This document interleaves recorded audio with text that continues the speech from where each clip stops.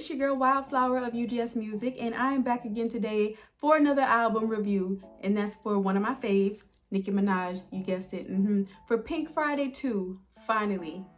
Let's talk about it. I'm gonna focus mostly on my favorite songs. I'm sitting here like listening to it right now, ready to talk about it with you all. The intro was an intro. Are You Gone Already started off very slow, and you know, I knew it was something I had to get through to get to what I wanted, and I did. But Barbie Dangerous comes in with the energy, but I don't know, out of 5 stars, I kind of like it at a 2. However, I do like her flow on that one. But I like the next song, Fuck the Club Up, much better. And this is the song where she talks about Iggy. Well, she doesn't talk about Iggy. She has that line, that very clever line, might I add, relating Tory Lanez and Iggy. Stay in your Tory Lanez, which I ain't Iggy. So I like that. Beep Beep is giving me like rap diss vibes, you know. The beat is very kind of New York to me. And also she's talking her shit on this song. I love this song. She says a part where she's like, beep beep, is that bleep? Almost like she's talking about someone specifically but doesn't want to name them. And just other little parts in this song where she's just, like I said, talking her shit. But this is a very short song. You know, when it sounded like it was ending, I had to take a look to see how far I was, and I was pretty far already, you know, down that little tube that showed you how far you are in the song. But I'm with it. When Falling For You first came on, I was like, oh, okay, I like this beat. And then it was like a love song, you know, kind of like love song vibes. It's like, I'm not ready for this yet in this album. Too soon. But then the second verse and the rest of the song comes in, and she starts spitting bars and, you know, talking about other things. And, you know, one thing this song, Falling For You, made me realize is, you know, all of my years of being a Nicki Minaj fan, which is since she came up on the scene, I think I finally realized that although I am happy that she can sing her own hooks, I don't know if I prefer her voice. I'm not saying I don't. I don't know.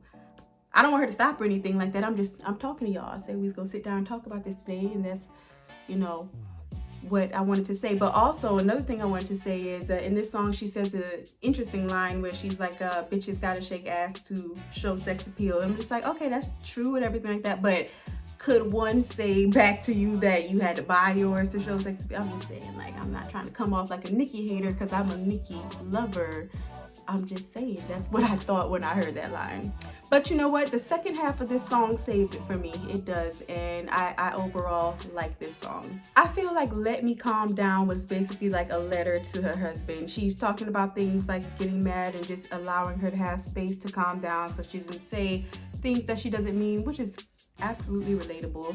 And I knew a relationship song was coming, and we always talk about how she, I guess, doesn't show vulnerability or let us in her business enough on her songs, and this is kind of doing that. She also has her first feature on the album on this song here, which is with J. Cole, and he had a very nice verse.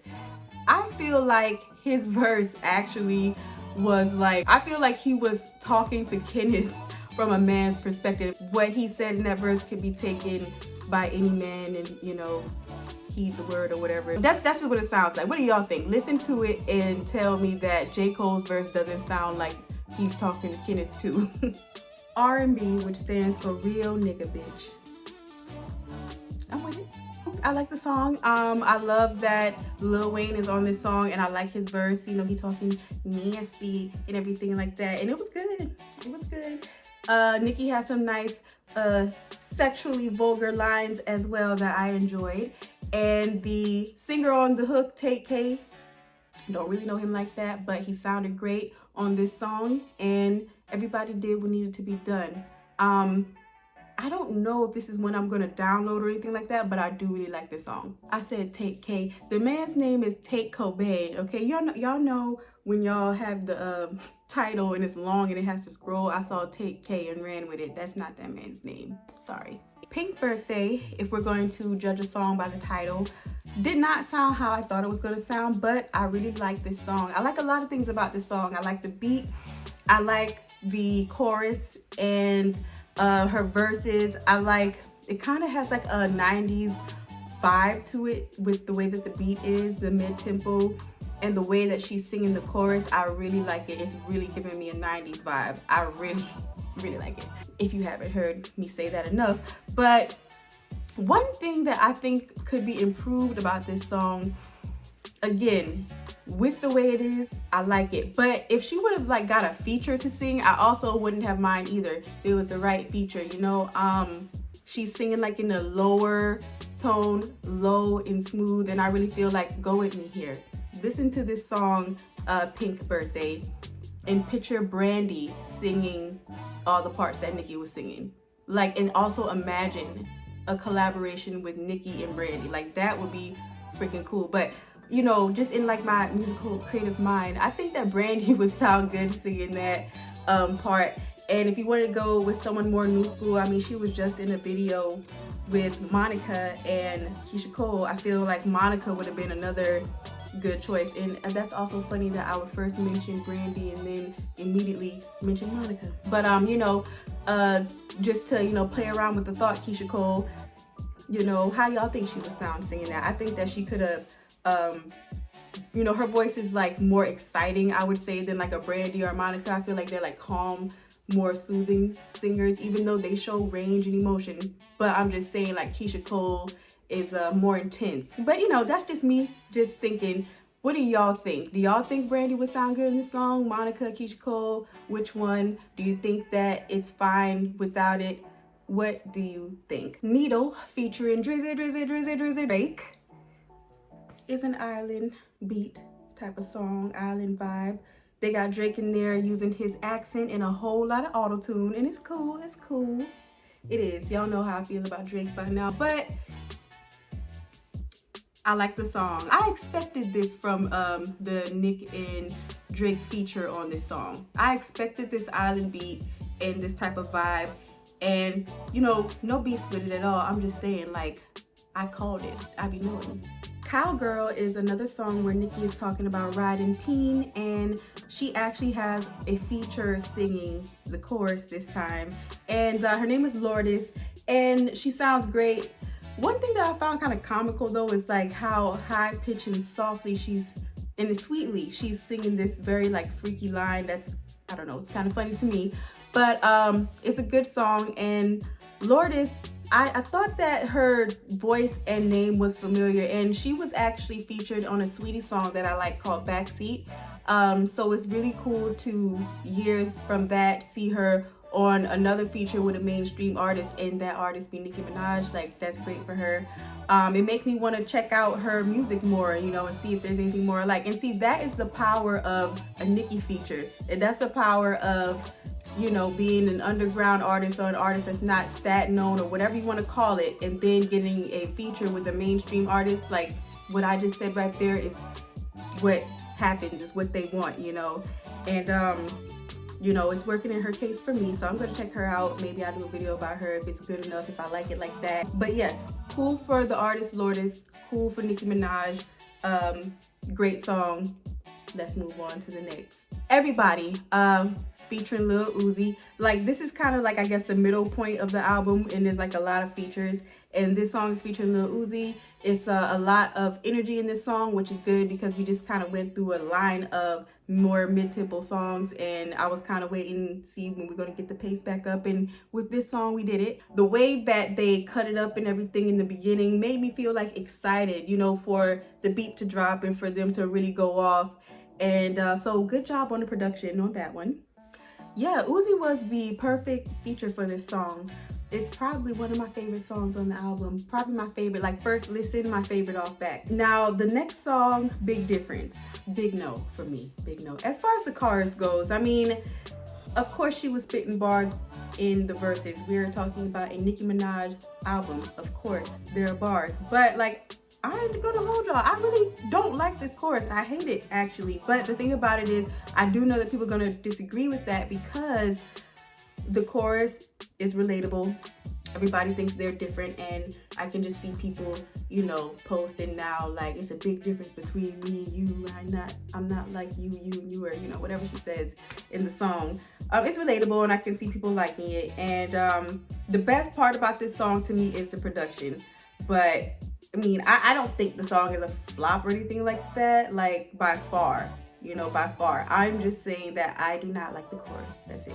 Red Ruby Da Sleeze is the next song. We already love that one, so on to the next. The next song is another cultural sounding song. You know, Red Ruby Da Sleeze has that Lumity beat. It's, you know, it's cultural sounding. It's island sounding. Y'all know what I mean. But this song has that same vibe. It's actually titled Forward from Trini, featuring somebody who's probably also from Trinidad. Pink Friday Girls is another song including a sample, which is the Girls Just Want to Have Fun sample. And of course, y'all know Nicki's going to do what needs to be done on a sample like that. And she did. I love the way she slides on this beat. She's rapping very fast. They sped it up a lot, but I mean, it's really good. I have nothing bad to say about this song. Probably one of my favorite songs on the album as well.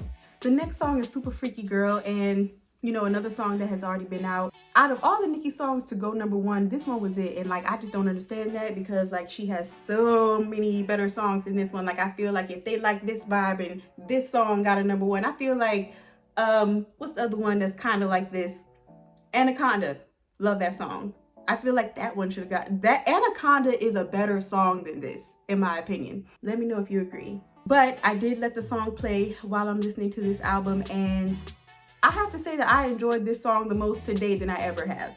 Another thing I want to say about Super Freaky Girl is, y'all know how she did that version with that girl from Chicago, Malibu Mitch, Akbar. I like that. I really like that she did that, and it would have been cool if she would have put that on the album too. The next song, Bomb Bomb, it's cool. Didn't really leave much of an impact on me. The song after that, called My Life, I really liked. Has a bit of a message about, you know, some of the things that she goes through, you know, slightly. Another sample as well. This is great production on this album, by the way. Nicki Hendrix featuring Future, good old Future. This album is making me realize some things that I feel about music. And another thing that it made me realize is that, you know, something that I probably said before, but I really don't like Future on slower songs. Sonically, it sounds like all over the place to me. A mess. And you know what? Whenever he had his song with Rihanna, Love and Affection, people love that song, and I could not for the life of me understand why. I will to this day say that I think that that was the worst collaboration ever. They sound horrible on a track together. The way that Rihanna's voice sounds and Future voice sound, like, I just don't think that it goes together. And then they tried it with that song and it sounded horrible. I remember when that song came out and I heard it on the radio, when I used to listen to the radio, I was like, they're serious. And I thought like people were gonna talk about how bad it was and how, you know, that, you know, and stuff like that. And it didn't happen. I was like the only one that felt that way. And that feels like so insane. That feels so insane to think that a song is like so bad, but it's like super popular and people just don't hear what you hear. My point is, that collaboration was the beginning of me understanding that I just did not prefer Future on slower songs. And then he had an album where he had like a lot of slower songs, and again, people liked it, but like that's when he started to lose me. This song, Nicki Hendrix featuring Future, I don't even know what it's about. I got to half of the song and I just hate the way he sounds. It's so bad. So I'm not gonna finish this song. Maybe one day when somebody forces me to listen to it because they're playing it, I'll see the beauty in it. But right now, today, this is the first song that I just have not finished. And I know y'all disagree, and I would love for you to tell me why in the comments. I like Future music. I like the faster paced songs. Hate him on slower ones. Ooh, I'm so mad. Blessings is a song about her blessing. You know, it's a slower song, has another feature, someone named Tasha Cobbs, who I've never heard of, but sounds absolutely just great on this track.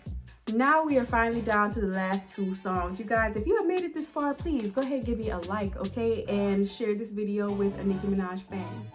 Now, the second to the last song, Last Time I Saw You, is slower and it gives pop vibes. You know, I said that I was only going to focus on my favorite songs of this album. I have talked about every song on the album. I did the same thing on the Doja Cat review. I need to get better at that. But the last song, which is a slow song, which I did not want her to end it this way, like slow. I didn't want this. But I listened to the song and it's a deep song. I think that she's describing a situation that may have happened to her before she got on stage, like maybe with her health, or maybe when she went into labor, or maybe talking about both of those things separately.